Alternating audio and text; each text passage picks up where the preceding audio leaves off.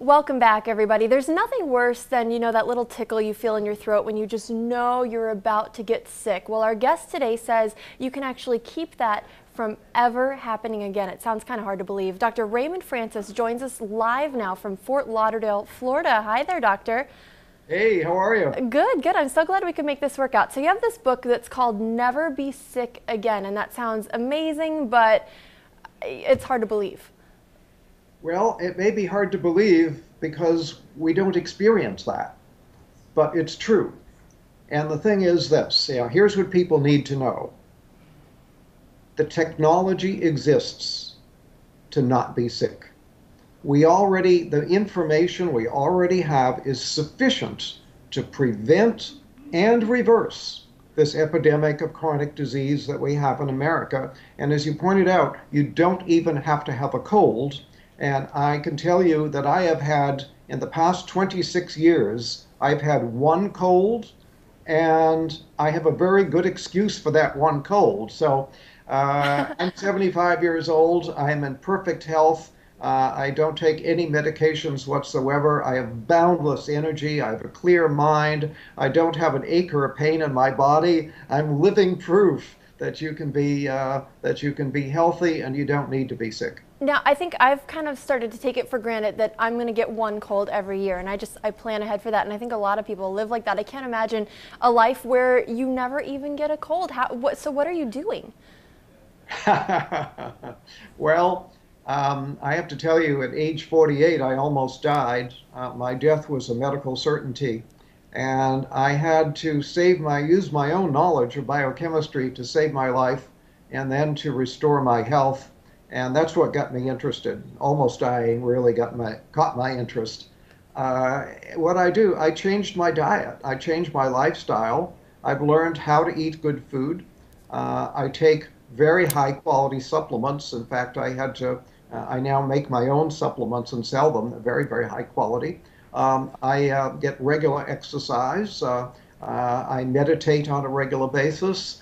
So in short, I changed my diet. I change my lifestyle, and I take very high quality supplements, and that's why I'm so healthy. So what are some changes that all of us can take? Because not everyone is able to, make their own supplements in their home. So what are some simple things that we can do right now to keep ourselves from getting sick again?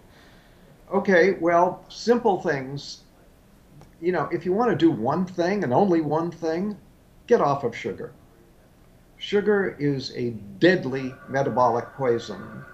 And if you look at it from a biochemical standpoint as to what happens to you when you eat sugar, I wish I had a blackboard here right now and I could fill a whole wall with what happens when you eat just 1 teaspoon of sugar. Now, what about the sugar in, say, like fruit or apple juice or something like that? Well, apple juice, no, but fruit. If you eat a piece of fruit, that's okay. Okay. A fruit juice is not okay because you get too much bioavailable sugar and you get a sugar spike in your blood. But when you get a sugar, you can eat 1 teaspoon of sugar. Within 2 hours, your immunity will be reduced by 50%. And then people say, oh, I caught a cold. No, you didn't. You reduced your immunity and you then made yourself susceptible to an infection. So that's why I don't get colds. I don't get infections because I keep my immunity strong. I don't eat sugar. All because of sugar. So that bag of jelly beans we've been passing around here in the newsroom ever since Easter, that's something that's hurting us. Bad idea. Bad idea. Yeah, you don't want to do that. Sugar, as I say, is a deadly metabolic poison. And what I mean by that is that it screws up all of your biochemistry. Just 1 or 2 teaspoons of sugar will throw your normal biochemistry into chaos for a period of 6 to 8 hours. And that's not very much sugar. It doesn't sound like a lot. Sugar. One cola drink has about 10 to 12 teaspoons. So you eat 1 to 2 teaspoons, your body is going to be in biochemical chaos for 6 to 8 hours. Now, health is when all of your biochemistry is balanced and all your chemistry is working right.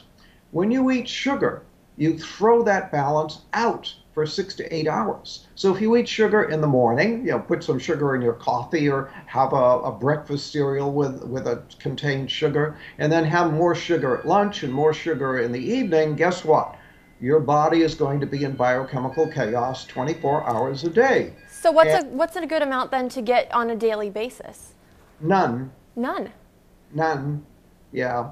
Uh, I'm in Sugar trouble. basically should be outlawed. We should not, and here we allow children, we don't allow children to smoke cigarettes. We don't allow children to drink alcohol, but we allow them to buy sugar and eat sugar. Sugar is far more dangerous than alcohol or cigarettes. Really? Yeah, I was going to ask you, what do parents need to do? Because you're going to have a hard time convincing your child who wants candy right now that that's not good for them. Right. I understand the problem. I'm well aware of it.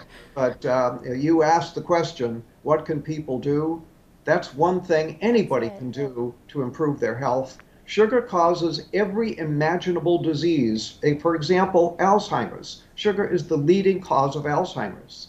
Sugar is a major cause of cancer, a major cause of heart disease, a major cause of diabetes. This is, it's a major cause of colds and flu. Sugar is a deadly metabolic poison. Get off of it. Now, let me ask you, how did you come to this understanding of sugar? Because if it's so bad, why aren't we hearing about this all over the place? A lot of, my doctors never told me not to eat sugar. Yeah, well, nobody ever told your doctor, and your doctor is not doing the research to find out. And the sugar industry spends so much money on campaign contributions to members of Congress that sugar is actually subsidized in America. It should be outlawed, and it's subsidized.